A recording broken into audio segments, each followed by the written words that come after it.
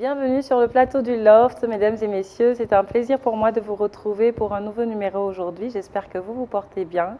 En tout cas, nous avons la pêche aujourd'hui. Nous sommes ancrés dans la culture et nous avons un plateau juste magnifique, comme vous pourrez le voir. Permettez-moi d'accueillir nos invités ce soir avec ma collaboratrice Lady D. Bienvenue. Bonsoir à toutes et à tous. Comme d'habitude, je suis très très heureuse de vous retrouver encore dans ce nouveau numéro du Loft. On va apprendre, on va recevoir. Espérons qu'on va donner également. Donc, restez câblés. Voilà. Alors, laissez-moi planter les décors tout simplement. Aujourd'hui, on va recevoir Rukiata, et oui, une grande icône de l'humour, mais aussi, n'est-ce pas, du milieu artistique. Permettez-nous de la recevoir sur le plateau du Loft aujourd'hui. Bienvenue Rukiata. Merci beaucoup. Comment Bonjour. ça va? Bonjour. Ça va très très bien. Super. Ah, j'aime bien le sourire. On sent qu'elle est pleine de vie et tout. Alors bonjour plutôt et bienvenue également à Stéphane Elia. Bonjour Sandy, merci de m'accueillir. Ah, bah, écoutez, le plaisir est partagé pour nous. On va apprendre beaucoup de choses aujourd'hui parce que notre thème va tourner autour de l'art et de l'identité culturelle. Et oui, on va d'abord permettre à Rukiata de se présenter avant que je n'en dise un peu trop, n'est-ce pas? Alors, Rukiata, dis-nous, qu'est-ce que tu pourrais nous dire un petit peu sur ton univers? Oh, mon univers est assez simple. Hein. Donc, Ah oui? je suis comédienne, je suis dramaturge, je suis humoriste. Beaucoup voilà. de gens me connaissent là-dessus. Ouais. Scénariste aussi, et puis chroniqueuse radio depuis quelques années maintenant, depuis 7 ans, maintenant 8 ans. Wow. Voilà, donc je suis maman aussi d'un petit garçon de 4 ans et demi. Oh, magnifique! Voilà, je suis une épouse, une femme moderne qui va avec la modernité et puis une artiste engagée, burkinabé de nationalité, fière de l'être aussi. Ah oui, fière de l'être, ça je Voilà. pense qu'on aura l'occasion d'en parler parce que tu arrives à valoriser beaucoup la culture, en tout cas burkinabé, à travers tout ce que tu fais. Alors, bienvenue Stéphane Elia, parle-nous un petit peu de toi également. Qui es-tu? Alors moi je suis le numéro 2, la numéro 1 étant Rukiata. Nous travaillons, Rukiata et moi, depuis de nombreuses années ensemble sur l'essentiel de ses créations. Ok. Et nous sommes cofondateurs d'une société de production, toute jeune maison de production qui s'appelle Mamba Productions, Mamba Production. nous allons mettre au service des prochaines créations de Rukiata, mais aussi, on l'espère, au service d'autres artistes. On Oui, aura l'occasion de bien revenir sûr. sur Oui, ce on aura sujet. l'occasion de revenir sur ça. Alors, Lady D, dis-nous un petit peu, comment tu trouves déjà on va dire ce couple artistique, n'est-ce pas, qui nous entoure ce soir et qui va nous parler on va dire, de toute l'œuvre de Rukiata et tout. C'est un beau couple pour commencer. Oui, Et ils ont compris la formule travailler en famille. c'est ça. Et avec ça, on est créatif à n'importe quel moment. Parce qu'on peut être là en train de dormir et puis une idée, chérie, j'ai une idée, est-ce qu'on peut le mettre? On commence à écrire. Ça se passe comme ça? Oui, absolument. Donc, je trouve que cette fusion, elle est plus productive que quand ça vient d'ailleurs. Quand il y a comme on appelle des gens qui viennent d'ailleurs, souvent tu es inspiré, tu as besoin de quelqu'un tout de suite pour valider ou pour te guider. Et voilà, donc félicitations. Vous avez trouvé Super. la bonne formule. Ouais. Et je suis sûre que c'est pour, comment on appelle ça? Longtemps. Jusqu'à Yorololo. Ça, c'est en Afrique, ça, n'est-ce pas? C'est les bonnes expressions, bien Des sûr. couples travailler. Ensemble, Ce qui m'amène à dire, les gens qui pensent que quand on est avec son mari, sa femme, on ne peut pas travailler ensemble. On ne peut pas Ça causer. dépend de l'enjeu Ça dépend. de votre collaboration. Si Absolument. vous savez dissocier les deux, Mhm. même fusionner les deux, Bien parce sûr. que tout est une question de de hauteur Bien sûr. et de vision. Je Voilà, suis ben, d'accord avec félicitations. toi. Merci beaucoup. Absolument, elle a tout dit. Parce qu'au début, moi, j'ai eu des copines qui m'ont mis en garde, qui m'ont dit, travaille surtout pas avec lui, ça va mal se passer. Et en fait, non, j'avais peur au début parce que je me suis dit, on va passer du temps au travail. Est-ce qu'on aurait une vie de famille? C'est ça. Qu'est-ce qui va se passer quand on sera à la maison? Mais en fait, honnêtement, je pense que c'est ça même qui nous tient en fait. Parce qu'on a deux passions communes et c'est quelque chose qui nous... on est inspiré comme elle le dit. Hein. Moi, quand je joue le soir, je termine à 22h, à 23h. Parfois, il me dit, moi, laisse-moi dormir maintenant parce que j'ai envie de dormir. Il y a des c'est idées qui super. viennent, on se réveille, on écrit ensemble et c'est vraiment une symbiose et c'est super. Vraiment. Vous avez vraiment tout dit tous les deux parce que c'est vraiment la symbiose. Ça veut dire que vous avez juste la même vision, vous allez dans la même direction et quand c'est comme ça, bah, écoute, c'est beaucoup plus Et simple. en plus, quand il y a l'amour, Bah voilà, on ça n'est jamais couronne lassé le l'un tout. de l'autre. Bah oui. Au contraire, cela nous unit. Plus, on a plus de temps d'être ensemble De dans le travailler, travail. c'est vrai. C'est magnifique. Et C'est c'est vrai. comme ça que ça devrait être. Absolument. Bon, C'est après, ça. quand il n'y a pas l'amour, il n'est pas assez solide. C'est là où on trouve, oh, il me gave, il est sur moi, il m'étouffe. Ah, Quand il y a l'amour, on ça, se je suis sûre retrouve que pas. ça manque Moi, pas je quand veux même, mais bon, c'est Non, tout mais à fait normal, c'est naturel, humain. c'est ça. Parce que même ton enfant que tu accouches, à un moment donné, il t'énerve à un point où tu as envie de le, Bon, là, c'est de le maman faire qui parle. adopter. Donc, c'est normal. Ça, c'est la maman qui parle. Alors, Roukiata, dis-nous, qu'est-ce qui t'a poussé à choisir ce chemin de l'art? Alors, pour moi, l'art en général, c'est quelque chose qui m'attire. D'accord. Quand je suis partie d'ici pour aller en Europe, c'était le stylisme qui m'intéressait. Pour moi, c'est aussi une autre forme d'art. Bien sûr. Et quand je suis arrivée là-bas, on m'a fortement découragée. Une conseillère d'orientation que je suis allée voir Ici. pour me permettre de m'orienter voilà, professionnellement, embrasser le travail que je voulais. Ouais. Et comme le stylisme était une passion, Ouais. elle m'a dit que comme je venais du Burkina, d'un pays pauvre, j'étais pauvre moi-même, le stylisme n'était pas quelque chose, une option possible pour moi. Le stylisme était destiné à une certaine élite. Et que moi, il fallait absolument que je fasse du social, genre garder les enfants, faire nounou, Ouais. ou des personnes âgées, en tout cas travailler dans le social parce que les Africaines sont prédestinées à ces métiers-là. C'est On est ça. souriante, on est patiente, voilà. Donc tout de suite, on te met dans une case. C'est ça.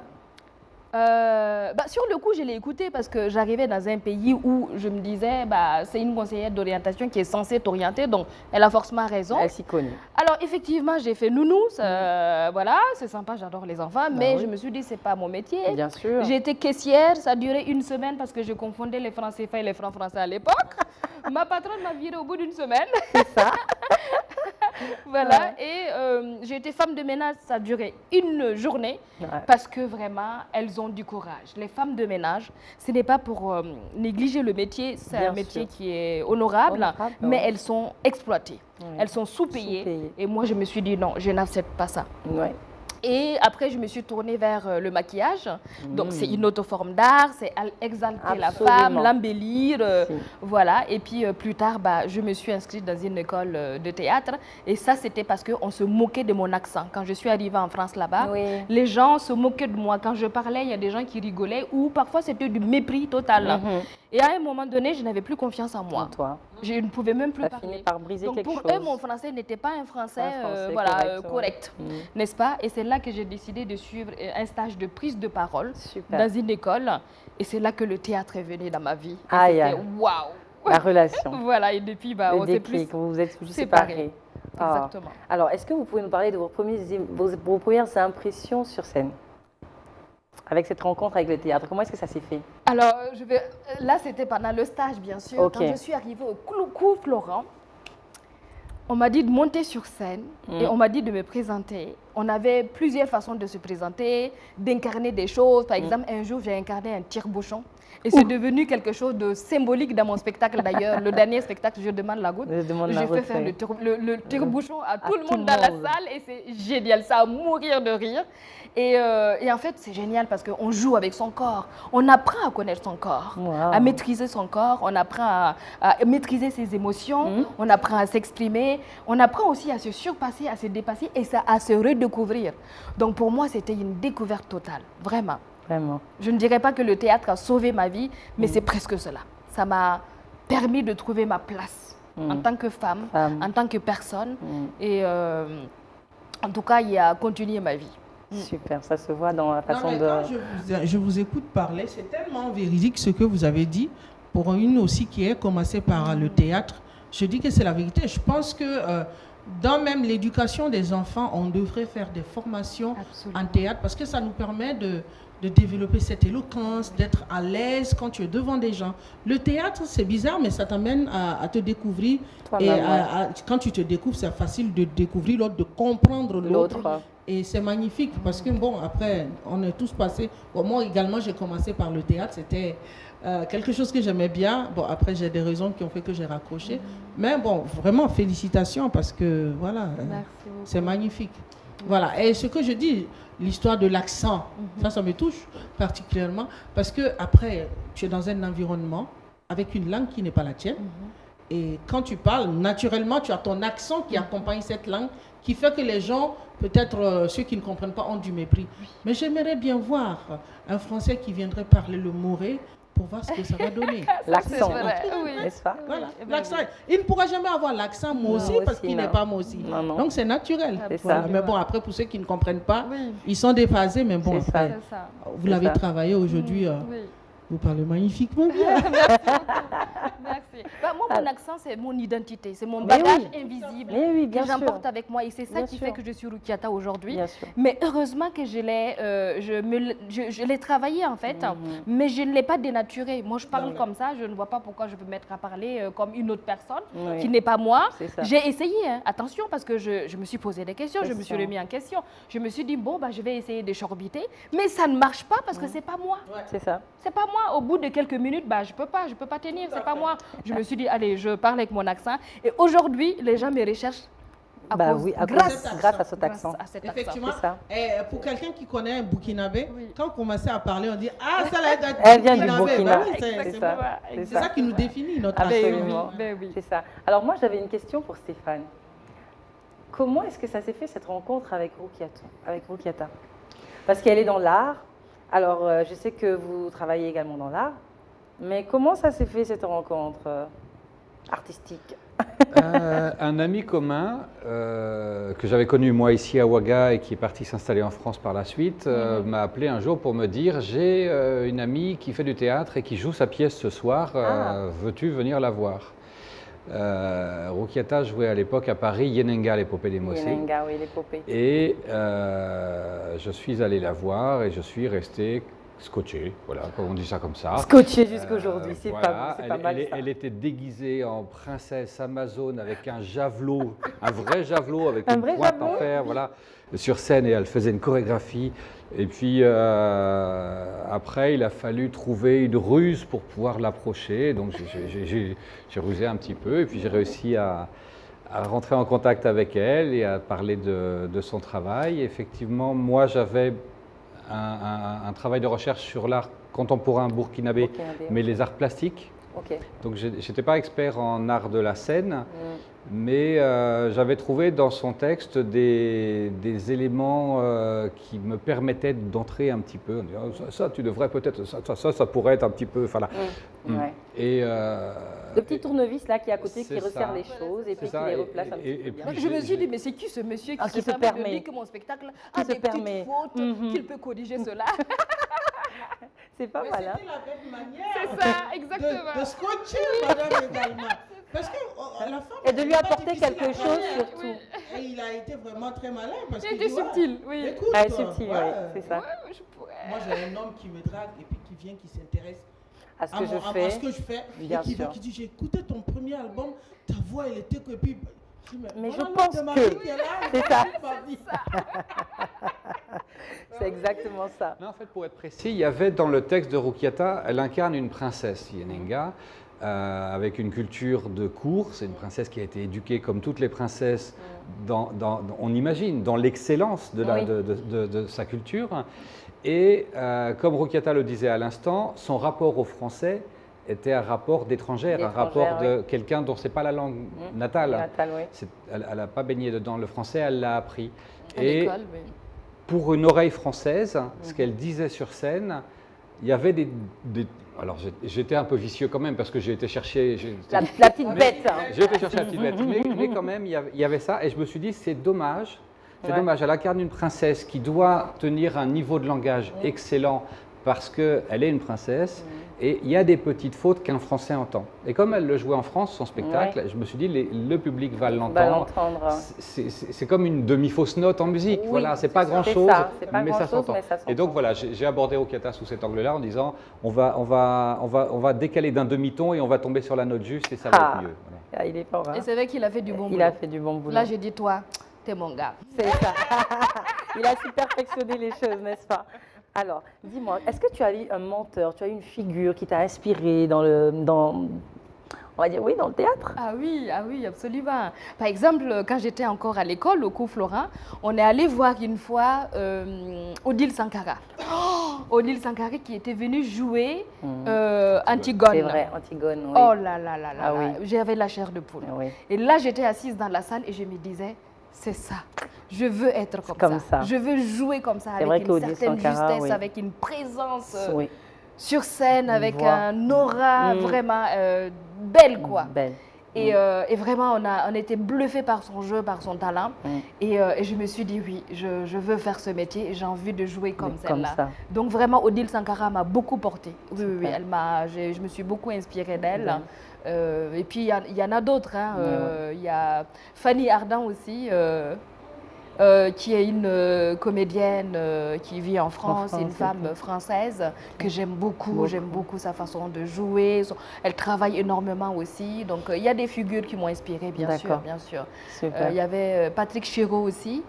Malheureusement qui nous a quittés, qui est un très très bon metteur en scène aussi, dont j'ai vu le travail aussi, et le travail de la mise en scène, mise en espace, le travail des émotions, des choses comme ça, beaucoup de choses m'ont inspiré, oui. Ah, c'est bien ça. Et bien d'autres. Hein, ah oui, parce que j'ai suivi quelques vidéos, en tout cas, que tu as faites déjà sur scène, mais c'est magnifique. C'est gentil, hein, c'est juste magnifique. Alors Stéphane, est-ce que tu connais toutes les personnes qui ont été assistées, Odile Sankara, tout ça? Oui, j'étais avec Rokiata à la représentation d'Antigone, là. Oh. Et effectivement, on a pris une claque. Oui. On a pris une claque. Le texte en soi est un monument. C'est un gros monument du patrimoine du théâtre mondial, de la Grèce antique. Et, le metteur en scène, Martinelli, était aussi quelqu'un qui a su mettre ce texte en valeur, comme on le voit rarement.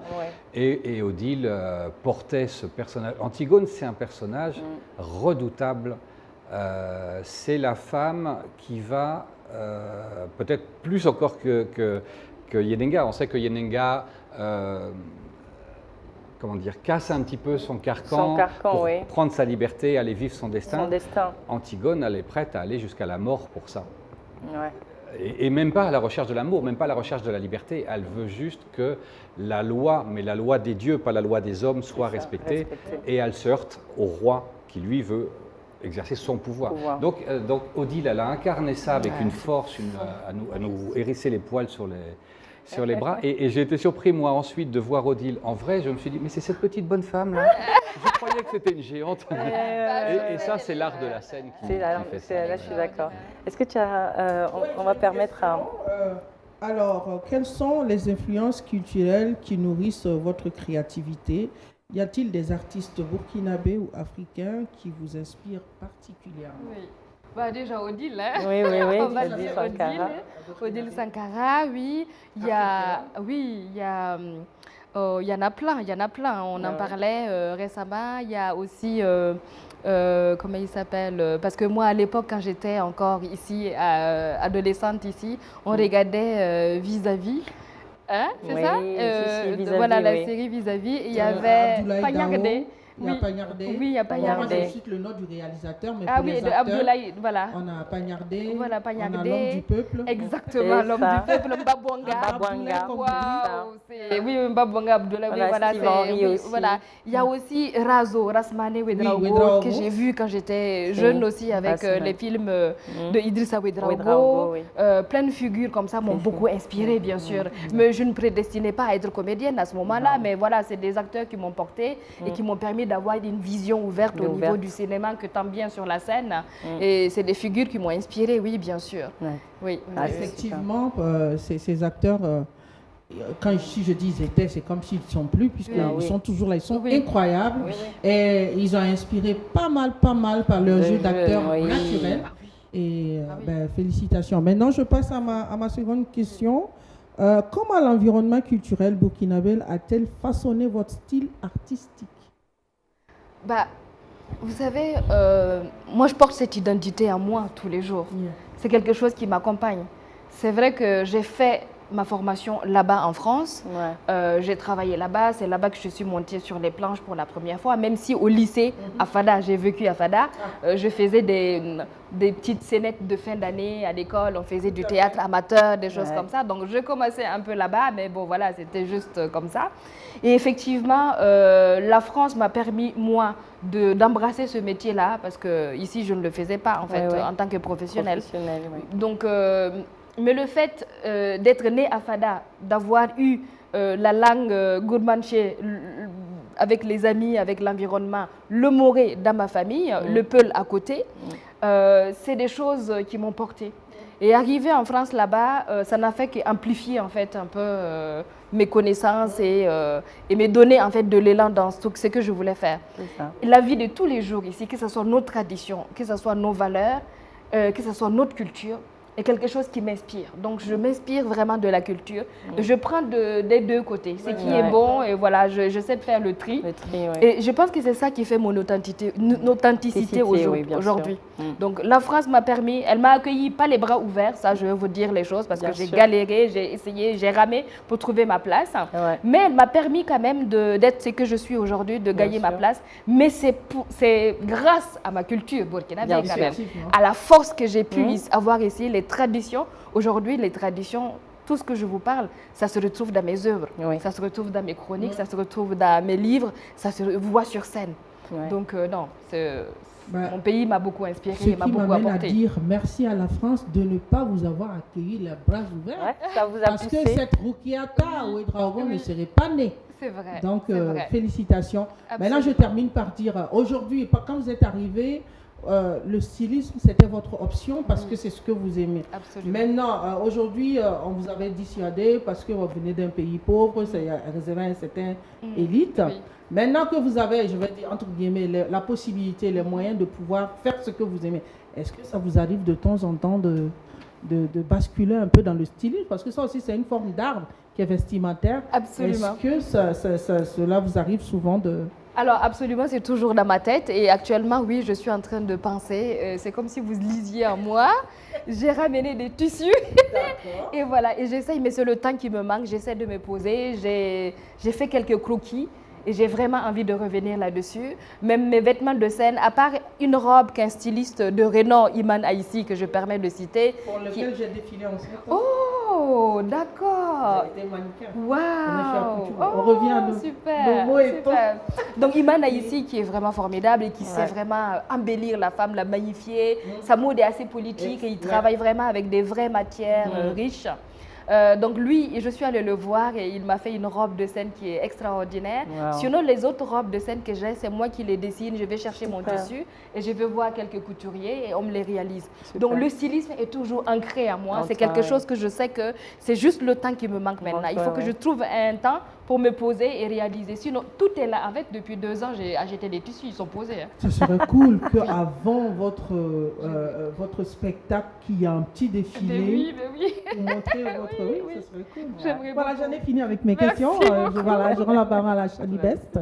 Alors moi, ma question, c'est quelle est l'importance de préserver l'identité culturelle en tant qu'artiste pour toi? Est-ce que c'est vraiment...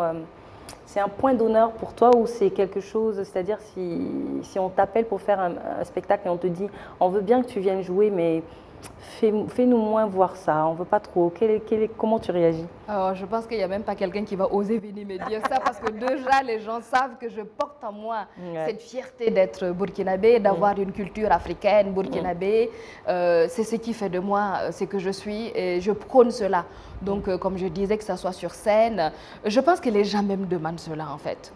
Absolument. Les gens qui me connaissent en tout cas. C'est-à-dire cette différence est devenue aujourd'hui ta particularité. Ah, mais totalement, c'est devenu ma particularité, c'est devenu... Moi, je m'inspire de nos proverbes.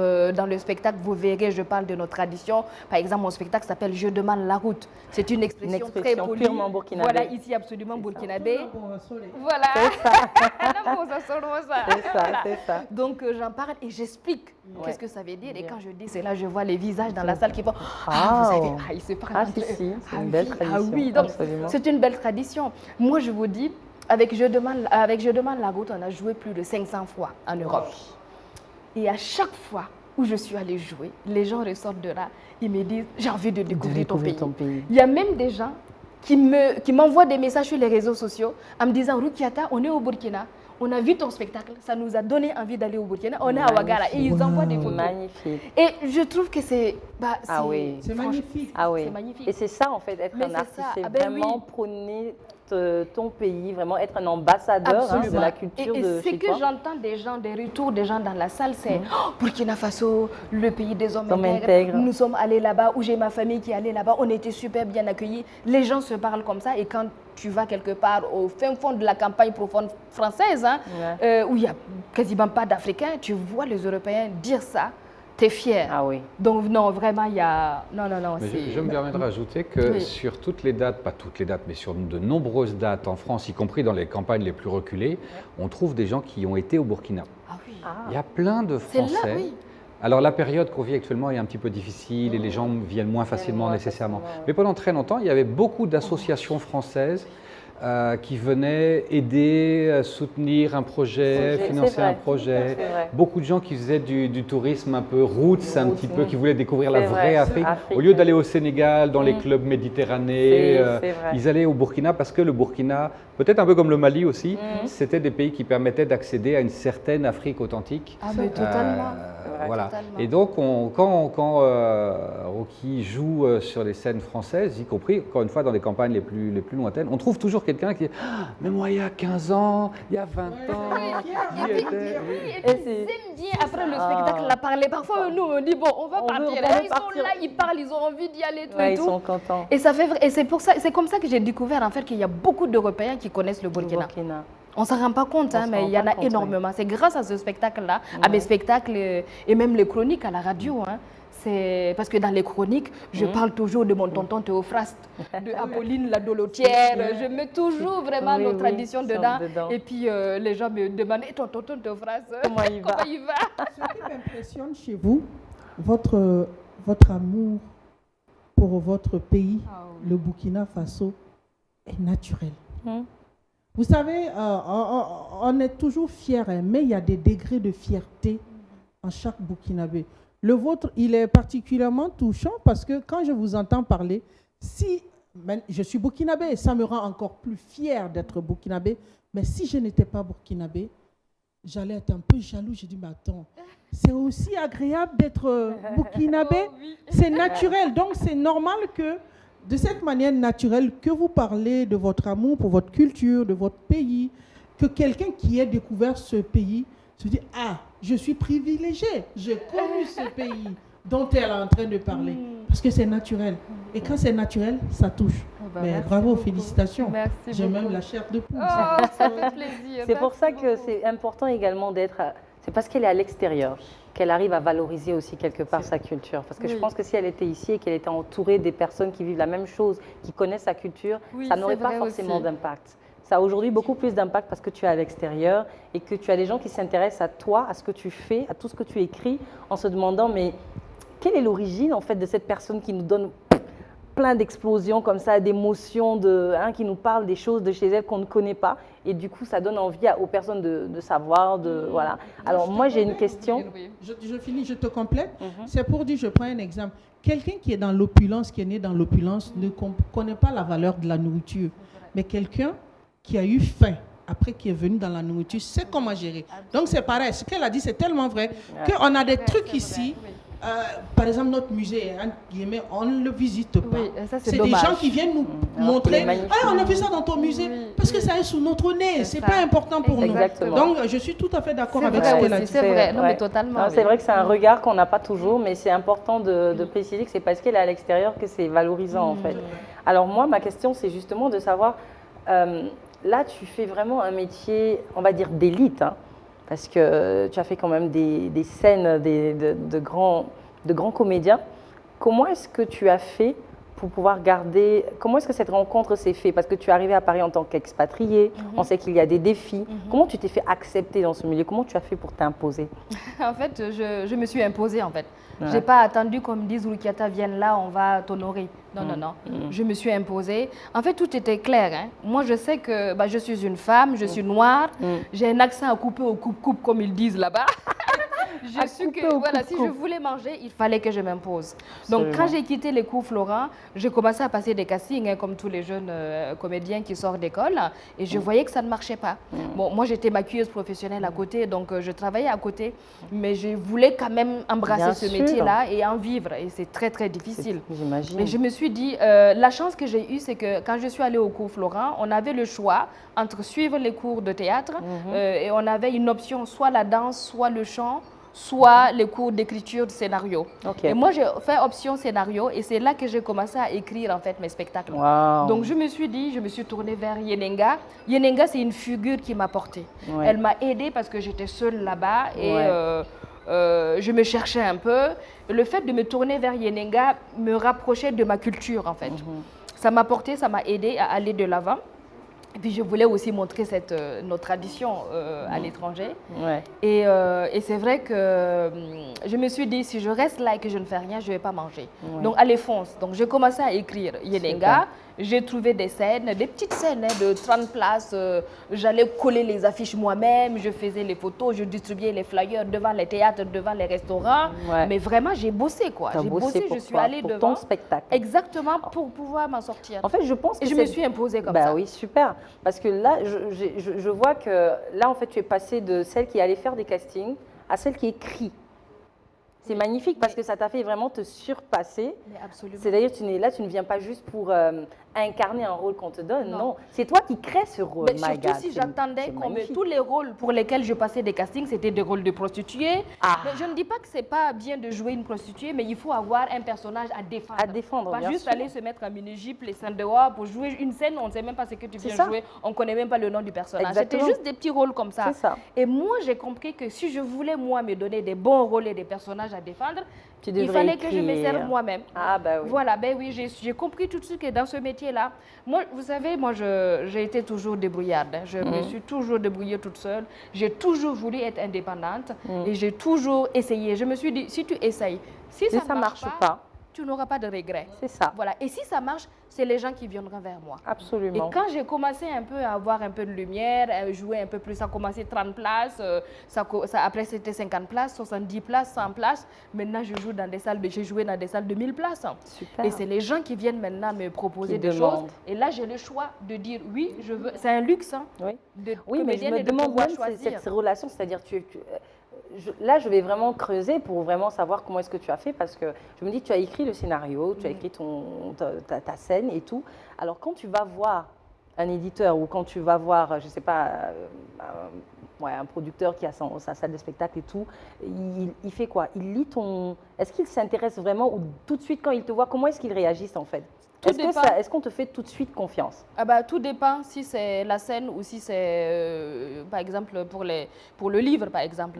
Non, pour le spectacle. Pour le spectacle, dans un premier temps, c'est sûr que c'est quand tu joues, quand tu commences à jouer, quand tu as un peu de presse, et puis le bouche à oreille fonctionne aussi là-bas. Quand tu joues, quand ton spectacle est très très bien, les gens ils vont voir le lendemain, ils vont dire un tel. Et puis chez nous là, il y a des, comment on appelle ça, les billetsreduc.com, des espaces en fait sur le net où tu mets ta billetterie en vente. Et puis les gens peuvent laisser des commentaires si ça les a plu, ils peuvent encourager les gens et ça fonctionne beaucoup comme ça. Et mais voilà, mais ça restait encore un petit élément quoi. C'était voilà, moi, je suis très active aussi sur les réseaux sociaux. Les réseaux sociaux, c'est un élément hyper important qu'on a, mais il faut savoir l'utiliser. Quand on sait l'utiliser à bonne échéance, ça fonctionne super bien. Et pour tout vous dire, moi, 90% des gens qui m'invitaient à venir jouer dans les provinces ou dans les campagnes ou dans les villes, ça se passait sur les réseaux sociaux. C'était par les réseaux sociaux les gens me contactaient. Parce que moi, une fois que je jouais, s'il y avait du monde, je filmais, je faisais une petite vidéo et je mettais sur les réseaux sociaux. Et en fait, ça incitait les gens. On se dit, mais c'est qui celle-là? Ça est pleine. En plus, les gens rigolent. En plus, c'est comme ça. Forcément, les gens, même pas curiosité, ils viennent te voir. Pour voir. Après, petit à petit, j'ai posé un peu, et puis le travail. Honnêtement, je veux pas, vous connaissez, vous savez, c'est le travail. Il faut travailler acharné, voilà, foncer. Et petit à petit, les gens ont commencé à connaître mon nom. Petit à petit, les gens se sont tournés vers moi. Et puis, il y a eu la radio sur France Inter qui m'a ouvert une porte de fou. Là, c'était... du jour au C'était lendemain. un autre niveau là. C'est là que j'ai eu mon producteur, c'est là que j'ai eu des propositions pour écrire des livres. Et là, je n'ai même plus besoin de faire de publicité. Ma salle se remplit tout seul, en fait. Bah oui. Parce que les gens, on a plus d'1 million de personnes qui écoutaient les chroniques. Oui. Et une fois que la chronique est bonne, le lendemain, tu as ta salle qui est pleine. Bah oui, tout à Bah fait. oui. Donc voilà. Donc effectivement, on a été même étonnés. Parfois, on est allé jouer dans des théâtres. Et moi, j'aime bien discuter après en disant, oui, comment vous avez connu le spectacle? Vous êtes venu le voir ou pas? Et Aujourd'hui, les tu gens peux plus disaient faire non. ça, hein. Les gens disaient, mais en fait, non. On a juste écouté tes chroniques et puis on t'a fait confiance, on a acheté ton spectacle. Très bien. Très bien. Parce que, voilà, dans les chroniques, ils sentaient qu'il y avait quelque chose quand même d'assez travaillé, de sérieux. Et que si je venais avec mon spectacle, même sans l'avoir vu, il y C'est avait... sûr qu'il y avait de la matière. En Exactement. fait, c'est ça. Waouh, c'est magnifique. Alors dis-nous Stéphane, quel est ce que comment est-ce que tu la portes dans son projet? Parce que Rukiata, pour nous, c'est l'artiste, c'est la star, mais pour toi qui la suis tous les jours, est-ce qu'elle n'est pas insupportable? Alors, comment je porte Rukiata? J'ai plutôt l'impression d'être assis sur ses épaules parfois. Ah, Non, en fait, c'est comme elle le disait, un travail de collaboration. oui. Sur l'écriture, par exemple. Sur l'écriture, on a un jeu de ping-pong ou de tennis comme ça. Je déniche l'idée initiale dans la presse, je lui fais une proposition de thématique ou de structure, elle s'en empare, elle retransforme ça, me renvoie, ou à l'inverse, c'est elle qui a trouvé dans l'actualité africaine ou dans les réseaux sociaux que je suis moins, des idées qu'elle veut développer, elle me propose son idée, enfin, voilà. Donc on a un travail de collaboration qui est basé sur l'échange. On parlait de la vie de couple tout à l'heure, Ouais. c'est une matrice formidable aussi, la vie de couple, parce qu'on est un peu fusionnel quand même. Oui. À force de vivre ensemble, Ouais, ça se voit, hein, de toute façon. On a reçu un peu de fusion, n'est-ce pas, sur ce plateau aujourd'hui? on se devine, on s'anticipe, et du coup c'est aussi plus facile. Ce qui n'empêche pas que ça accroche aussi, parfois on n'est pas forcément d'accord Mais sur c'est tout. naturel. Oui, y c'est compris, beaucoup ça. C'est Bah pas oui, vrai. D'ailleurs, il bah faut oui. Ça ça pour devrait qu'après ça, Exactement. il y a de belles choses qui Oui. en sortent, en Bah fait. oui. Ouais. Pour rester sur la radio et sur les chroniques, la technique d'écriture d'une chronique est très particulière parce qu'il faut, en moins de 3 minutes, exprimer ce qu'on a à dire. Et pouvoir accrocher du monde. Exactement. C'est dingue, hein. Ouais, que l'idée passe, en fait. Voilà, un spectacle, c'est 1h15, 1h30. Un livre, c'est quelques jours de lecture. Une chronique, c'est en 3 minutes, ça doit être dit. Donc, il faut trouver les mots justes, le rythme juste. Et moi, j'ai tendance à faire un peu du gros français, comme on dit ici, à vouloir écrire la chose bien, avec les virgules bien placées, les respirations ici. Ruki lit ce que je lui ai fait, elle me dit, mais qu'est-ce que tu veux que je fasse avec ça, quoi? C'est pas mes mots, c'est pas ma Non, langue, c'est pas moi, c'est voilà. pas moi. Et donc, elle peut valider l'idée, Retransformer. mais rejeter la forme Oui. et la retravailler. Oui, moi je la Voilà. Ah, ça, c'est artistique, ça nous, Voilà. nous comprenons, n'est-ce pas? Voilà. Mais est-ce que je suis insupportable ou pas? Ah. Est-ce que- Ah bon, oui, attends, T'as vu avant comme il a de répondre, réfléchi? avant de répondre, faudrait pas que ce soit, faut pas sortir un carton rouge ici. Hein. voilà, on peut- On va couper cette question, je reprends. Non, ça se sent qu'elle est soft quand même. On ne peut pas Voilà. avoir un Oui, grand mais sourire c'est- comme ça et Mais être bien sûr, insupportable. Oui, mais après, professionnellement, elle peut être une Oui. femme qui a de la rigueur. Hein. Mais stricte. J'ai beaucoup de rigueur, oui. Oui, Voilà, beaucoup la de rigueur. rigueur, Oui. c'est ça. Mais Voilà, je suis, on s'est rencontrés en 2008 dans la insiste foulée de avec son Rukiata. insupportable. On Ouais, non, mais il veut pas s'est parler, hein, t'as vu? mariés en Il 2013, a- en 2025, nous sommes encore là. Bah écoute. Donc non, il n'y a 17 pas... ans quand même. Oui, 17 Ah ans. oui, c'est beaucoup. Ah non, C'est bon, l'année je crois de que- naissance de mon fils, Nous- donc nous- c'est normal que je sache Ah calculer. bah oui. Non, c'est bon. Là, nous retenons qu'elle est supportable. Puisqu'il est toujours là, Elle est- c'est qu'elle est supportable. Elle est plus que supportable. Ouais, elle est adorable. On est fusionnel dans la Ah vie bah et voilà. dans le travail. Ah ben Et voilà. effectivement, comme tu le disais, il y a des amis au début qui nous ont dit « Oh là là, travaille pas avec ton Ouais, mari. ouais. Si vous êtes en désaccord professionnel, ça va avoir va des jouer. conséquences sur la vie du couple. Non, on s'est laissé les problèmes quand on est en désaccord sur un projet, sur un truc comme ça. On le laisse dehors et à la maison, on a une vie normale. On arrive à faire ça. Et Vous ça, arrivez à c'est- faire ça? Ah oui. On arrive Ah. à faire ça, oui. Wow.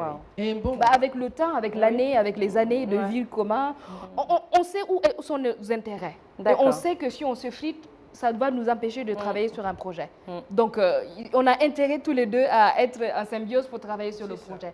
Donc, on sait tout de suite se prendre la tête et puis se dire, bon, bah, d'accord, ok, bon, on va calmer ça, écoute, on va bosser. On Après, sait, parce que on alors, sait c'est que... une vraie oui. femme burkinabé. Ah oui, Elle est oui. meilleure en Afrique. Il n'y en a pas. Voilà, elle sait être ferme. Elle sait être Oui. soumise quand il le faut. Oui. Elle sait envoyer un peu de piment quand il le faut. Toi, tu la connais depuis quand? Non, mais elle, Non, mais je elle parle m'a de la scanné. femme Je pense qu'elle burkinabé, oui, même c'est ça. en général. Regarde comment Et elle en a- plus, elle est aussi. Elles sont éduquées comme ça. Daisy, Donc, je te dis qu'elle arrive à trouver son équilibre parce qu'il y a un Stéphane. Laisse-nous Stéphane, Stéphanie. Je sais de quoi je te bon, parle. ça, c'est une question Bon, voilà. de prénom. Bon, voilà. On va pas dans les Donc, détails. je défends là et je défends mon collègue aussi. C'est comme ça, n'est-ce pas? Non, mais c'est magnifique parce qu'on sent vraiment cette symbiose-là, que ce soit professionnellement comme personnellement. Et c'est vraiment bien. Moi, j'aimerais bien savoir, comment est-ce que tu visualises un peu, pour toi, quelle est ta mission? Parce que là, tu es devenue une icône. Aujourd'hui, tu as beaucoup de jeunes qui peuvent s'identifier à toi. Si tu vas aujourd'hui pour sensibiliser, quels sont les mots que tu aimerais partager, en tout cas, à la jeunesse surtout, qui aujourd'hui a peur, hein, souvent de galérer, comme on dit, parce que tu l'as dit oui. qu'au début, Oh, bah tu as beaucoup galéré, tu as Oh ramé oui. avant d'être là où Oh tu oui. es, et ça c'est important de le signifier Oh encore. oui. Alors, quels seraient tes mots aujourd'hui pour sensibiliser en tout cas cette jeune-là qui a du potentiel hein, artistiquement, mais qui n'a pas forcément les compétences ou voilà. Bah, en fait, j'ai donné une masterclass, une espèce de causerie conviviale il y a 3 jours aussitôt. Ouais. Et effectivement, les jeunes sont venus et vraiment, c'était super émouvant, c'était super enrichissant aussi. Moi aussi, j'ai beaucoup appris voilà, avec eux. Et c'est vrai que la demande est assez forte, Ouais. surtout la prise de parole, le stress, comment gérer le stress. C'est ça. Comment monter un spectacle, comment écrire avec un ton humoristique. Donc, il y a un travail à faire. Ouais. Elles sont venues me voir après. Ce qui devait durer 2 heures, ça a duré 4 heures. Bah, c'est sûr. C'est un vrai bonheur. On a beaucoup échangé. Et effectivement, j'étais très étonnée parce qu'elles m'ont dit qu'elles me suivaient sur les réseaux sociaux. En fait, c'est... C'est Donc ça. voilà, donc le fait de Bien. me déplacer et de venir, là j'ai su Compris que vraiment, vraiment. que j'ai compris qu'il y avait aussi des gens ici qui me Bien suivaient. sûr. Voilà, c'est ça. Et que j'étais aussi un modèle en quelque sorte, en fait, un Bien exemple sûr, sans prétention, bien sûr. Oui, bien sûr. Et donc pour moi aujourd'hui, il est important de donner ces genres d'occasions-là. Pas que moi, on a aussi d'autres D'autres humoristes, personnes. d'autres Oui, comédiens, bien d'autres sûr. personnalités, d'aller vers la jeunesse parce que les gens n'osent pas. C'est ce que j'ai compris avec les gens, avec ces jeunes-là. Ils n'osent pas aller demander. Moi, j'étais un peu comme ça. C'est pour ça que je comprends en fait aujourd'hui. Et donc, je les ai motivés. J'ai dit, vous avez une idée, allez-y au bout de votre idée. Informez-vous, renseignez-vous, formez-vous. Ouais, Ayez une ouverture. absolument. Ne restez pas là. Parce que si tu restes là, tu as envie de dire quelque chose, de poser une question, et tu ne le fais pas, mais tu vas le regretter toute ta vie. Effectivement. Et puis, ne pensez pas qu'on va dire que vous êtes bête. Ou voilà. Non, il n'y a pas de question bête. Hein. On dit qu'il y a des réponses bêtes, mais il n'y a pas de question bête. Donc, je dis à la jeunesse aujourd'hui, j'ai senti une jeunesse engagée, une jeunesse qui a une volonté de réussir. C'est vrai. Voilà, et qui ne demande en fait qu'à être soutenue. Oui. Donc, je les ai dit, il faut bosser, il faut bosser, il faut bosser. Il n'y a pas 36 000 solutions. Ah oui. Voilà. Donc, il faut être courageuse, il ne faut pas baisser les bras, il faut foncer, il faut croire en ses rêves. Ne pas regarder ses rêves comme ça, se réveiller et puis les regarder comme ça. Il faut vraiment l'affronter et le vivre. Moi, c'est ce que j'ai fait. Je n'avais pas les armes nécessaires. Mon accent, noir, femme, en France, là-bas, il y avait beaucoup de choses, d'obstacles autour de moi. Oui. Mais parce que j'ai eu le courage aussi que mes parents m'ont donné. C'est vrai que l'éducation est assez importante aussi. C'est vrai. Il faut voilà, je m'adresse aux parents. Oui. Aimez vos enfants, dites-leur qu'ils sont beaux, qu'elles sont jolies, dites-leur qu'ils ont tout le potentiel pour aller de l'avant. De l'avant. Je pense que moi, dans les pires moments où je me suis retrouvée et je n'étais pas bien, je me suis tournée vers l'amour que mes parents m'ont donné et ça m'a donné de la force. Ah oui. Ça m'a donné de la force. Ma mère m'a dit, faites-toi toujours respecter. Et ça, j'ai toujours refusé qu'on me manque de respect. Ah, si quelqu'un me manque de respect, je ne reste pas là. Non, je bouge. Oui. Absolument. Donc voilà, donc la jeunesse, vous êtes dynamique, vous êtes solide, vous avez toutes vos capacités. Allez-y droit, renseignez-vous, vous avez besoin de quelque chose, et puis entourez-vous des gens bien. Entourez-vous des gens bien. Ouais. Oui, entourez-vous des gens bien. Mais foncez quoi, vivez vos rêves et ne les regrettez pas. Très bien. Alors là, je reviens vers Stéphane. Alors pour toi qui as eu un regard, on va dire, accompagnateur depuis 17 ans, tu as vu son évolution. Qu'est-ce que ça te... Qu'est-ce que ça dégage en toi? Une immense fierté. La première chose, c'est une immense fierté parce que... Parce que tu étais là lors des défis également. Absolument. Bah oui. Absolument. J'ai découvert Rukiata quelques mois ou très peu de temps après sa sortie de l'école. Tu rappelais lors de la causerie que tu collais les affiches sous la pluie en hiver. J'étais là aussi, je tenais le rouleau de scotch. Oui. Donc je me souviens, et c'est quelque chose qu'on se dit régulièrement quand on a un petit coup de mou, quand on a un petit peu une baisse de morale parce que tout ne va pas tous les jours comme on veut dans la vie. On se dit, mais finalement, ce qu'on a fait cette année, c'est un peu ce qu'on rêvait de faire l'an dernier. Et si on n'a pas cette année-là tout de suite vraiment ce qu'on voulait, c'est quand même mieux que l'an dernier, et encore mieux que l'an d'avant, et encore mieux que l'an d'avant. Et on voit que ça avance comme ça, et ça encourage, ça conforte dans le fait que nos choix ne sont pas si mauvais que ça, et que le travail acharné, comme le disait Rukiata, ça paye. Même si ce n'est pas sous la forme souhaitée immédiatement, même si ce n'est pas exactement ce qu'on attendait, il y a toujours quelque chose qui vient. L'édition n'était pas attendue. Rukiata n'était pas ni prête ni demandeuse. Ce sont des éditeurs qui sont venus la voir en disant vous avez un parcours incroyable, madame, faites-nous un livre sur vous.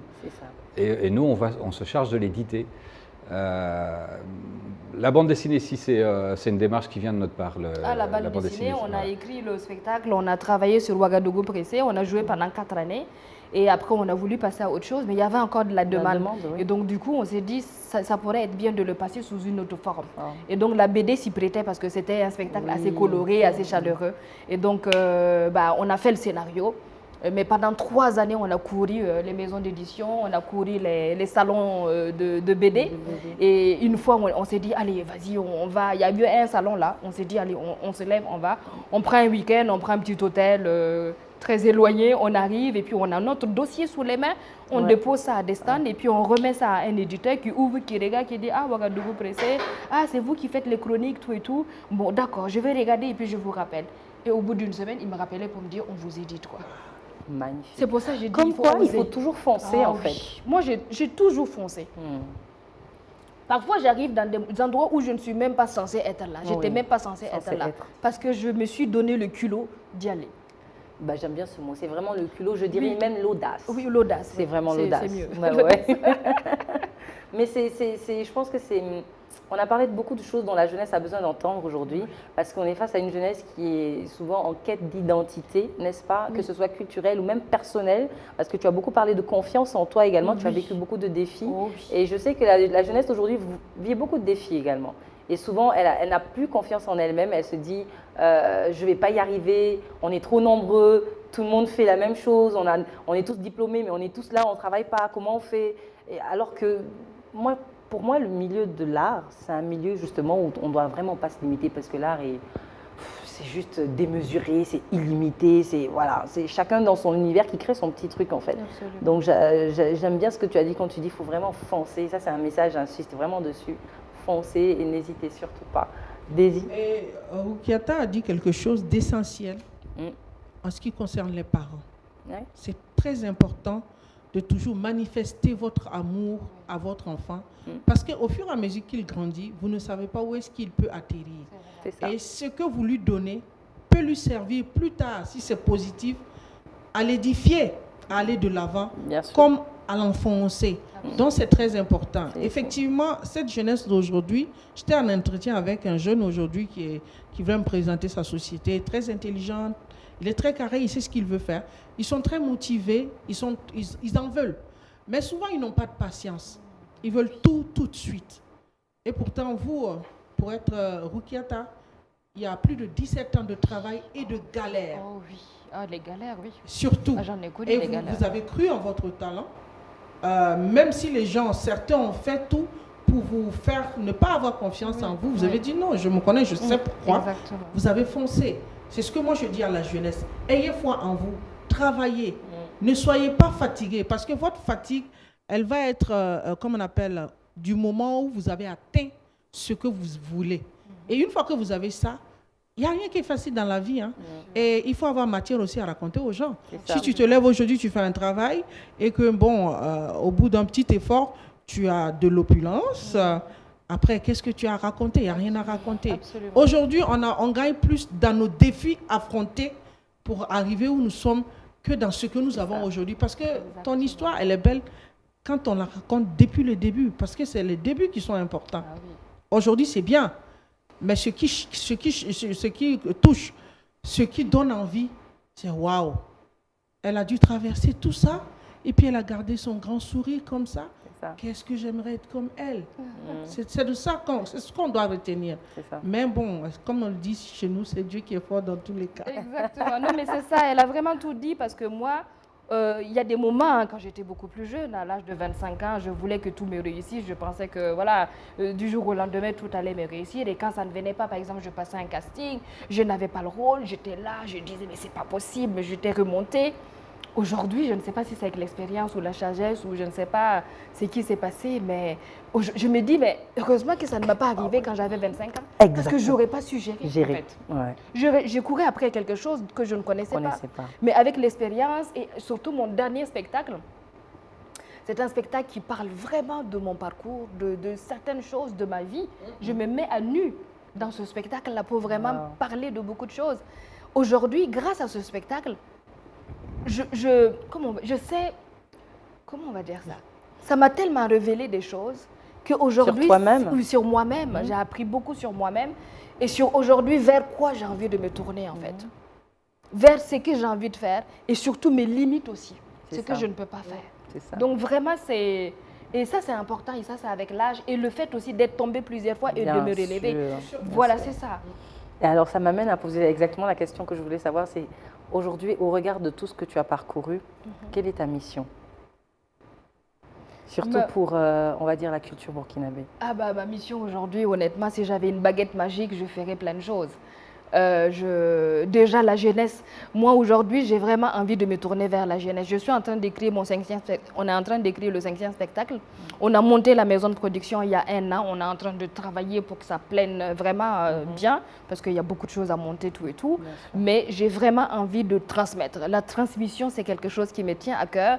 Quand j'ai rencontré cette jeunesse-là, j'ai eu la chance de voyager aussi dans d'autres pays, donc j'ai vu aussi la jeunesse et j'ai compris, on avait vraiment quelque chose en commun, c'est vraiment les jeunes aujourd'hui, ils ont envie, parfois ils ont envie de réussir très très rapidement, donc il faut les dire que c'est un peu compliqué. Ce que vous voyez sur les réseaux sociaux où quelqu'un est comme ça un jour et puis le lendemain, ça y est, il est devant une grosse voiture, une grande maison, ça n'existe pas, mais moi j'ai pas ça. Donc voilà, donc c'est de la patience, c'est du travail, c'est du sérieux, c'est du travail de petits fourmis, mais ma transmission aujourd'hui, c'est que si j'ai des partenariats, si j'ai du soutien, je veux vraiment me focaliser sur la jeunesse.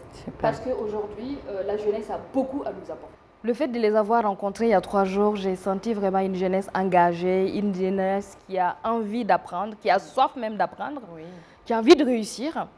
J'ai vraiment envie de mettre aussi aujourd'hui mon expérience à leur disposition pour les accompagner. Et j'ai senti vraiment qu'il y a des jeunes qui ont beaucoup de potentiel, qui sont animés par une envie de réussir. Et aujourd'hui, j'appelle vraiment à des structures, à des partenariats pour nous accompagner là-dessus. Comme je vous le disais tantôt, on a créé notre maison de production depuis l'année dernière. On essaie de mettre les choses en place pour faire les choses bien. Moi, je vais continuer à me produire avec ça, mais je veux accompagner d'autres jeunes. J'ai senti la demande, j'ai entendu leur appel. On va essayer vraiment de les accompagner. Voilà, que ce soit au niveau de la prise de parole, au niveau de l'éloquence, au niveau du théâtre, au niveau même des cérémonies, parce qu'on a eu des jeunes filles qui étaient là, qui voulaient être maîtresses de cérémonie. Donc tout ça, c'est quelque chose que j'ai connu en fait, que j'ai traversé, que j'ai appris. Et aujourd'hui, je pense que j'ai vraiment envie de ça. La transmission, elle est importante pour moi de transmettre, et surtout à mes frères et sœurs. Ah, ben franchement, merci beaucoup, vraiment merci beaucoup à Ouédraogo Roukiata, n'est-ce pas? Et merci également à Stéphane Elia. Vraiment, c'est un énorme plaisir pour nous. On a appris beaucoup aujourd'hui, que ce soit sur l'art, sur l'identité, mais aussi sur votre parcours et sur tout ce que vous avez fait. Comme on dit chez nous, que le ciel vous accompagne et que Dieu vous bénisse également. Merci et à beaucoup. très bientôt. Donc, chers téléspectateurs, nous sommes à la fin de l'émission. Nous vous faisons plein de bisous et à une prochaine émission.